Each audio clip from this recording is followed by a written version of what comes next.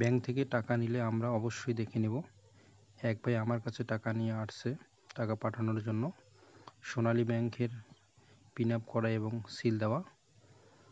উনি বলল টাকাটা রংপুরের পীরগাছা শাখা থেকে উত্তোলন করছে, কিন্তু বান্ডিলের ভিতরে একটা 500 টাকার নোট পাওয়া গেছে, যেটা জাল।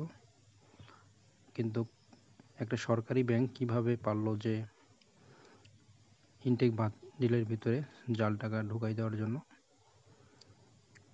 আমাদের অনেকের আর্জেন্ট টাকা হয়ে যেতে পারে, তাই আমরা হয়তোবা ব্যাংকে যাওয়ার সময় নেই, এই কারণে আবার বান্ডিলটা আমাদের খুলতে হবে, কিন্তু খুললে তো ব্যাংক আর রিটার্ন নেবে না, তাই আমরা দেখে শুনে নিব।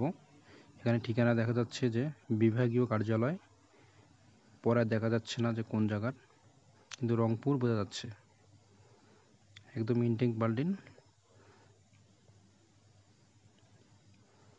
তাই আমরা টাকা দেখে শুনে বুঝে ব্যাংক থেকে বাইর